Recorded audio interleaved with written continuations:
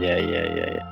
Jadi mencari pasangan secara online dengan cara-cara yang halal itu juga halal, boleh-boleh saja.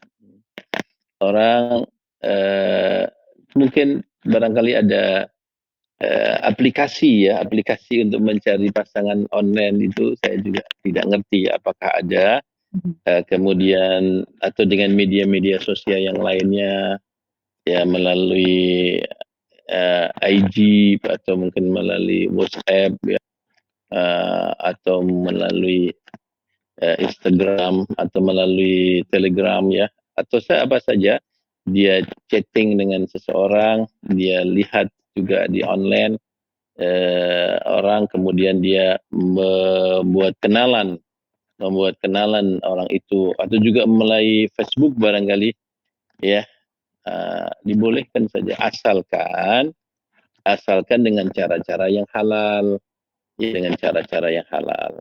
Artinya dengan cara-cara yang halal itu, ya dia, eee, ketika, dia, berhubungan, artinya berkomunikasi dengan orang tersebut, ya dengan kesopanan. Tidak boleh kemudian ketika kita sudah umpamanya ada kontak dengan seseorang, kita suka sama orang itu juga suka sama kita, kemudian kita membuat chatting yang di situ dosa. Umpamanya, send gambar-gambar, hal yang aurat ya, tidak boleh kita send tubuh kita yang membuka aurat, atau dia juga meng-send dirinya membuka aurat. Kemudian kita membuat chatting-chatting yang di situ berbau pornografi ya, berbuat hal-hal yang tidak baik ya, berbau porno yang tidak baik, hal-hal yang macam-macam seperti itu tidak dibolehkan.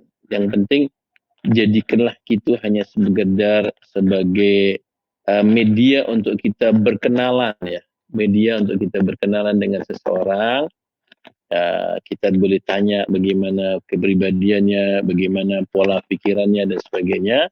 Dan tentunya supaya kita ini tidak seperti orang Indonesia mengatakan, membeli kucing dalam karung. Membeli kucing dalam karung itu artinya kita membeli kucing tidak tahu bagaimana kondisi kucing tersebut ya, maka tidak boleh. Maka dianjurkan untuk kita saling melihat secara, offline ya, secara langsung. Jadi karena sekarang ini kan ada, ya foto beauty ya, biasanya tidak asli, Iya, gambarnya tidak asli. Orang iya. bisa matanya dibuat begini, hidungnya dibuat begini, setelah kita lihat aslinya tidak sesuai dengan apa yang dia buat gitu. Maka dianjurkan sunnah untuk kita saling nadrah. Nadrah itu saling pandang. Ketemu langsung kita pandang. Ya, dia memandang kita memandang dia, cukup memandang wajahnya, maka kita bisa tahu nampak juga sifat-sifat yang asli dalam diri seseorang itu apabila kita memandang langsung dari wajahnya. Kalau perempuan boleh dipandang wajahnya dan telapak tangannya ya, boleh dipandang dari telapak tangan. Di situ mencerminkan kepribadian dan mencerminkan seluruh tubuh perempuan itu ada di dalam wajah dan telapak tangannya. Dan itu tentunya ada ilmu khusus yang tidak bisa saya bahas di sini. Kemudian tadi itu boleh asalkan masih batas-batas kesopanan dan syariat. Jadi antaranya tidak boleh mengirim gambar-gambar yang membuka aurat, tidak boleh juga chatting yang di situ berbau porno, ya, yang kita tahulah isi-isi tentang chatting yang berbau porno, ya, tidak diperbolehkan seperti itu. Dan juga tidak boleh kita berbohong ya, berbohong karena kita ini kan mau mencari jodoh yang buat kita pasangan hidup selama-lamanya insya Allah sampai hari kiamat. Maka kita tidak boleh berbohong, kita amanah, jujur saja.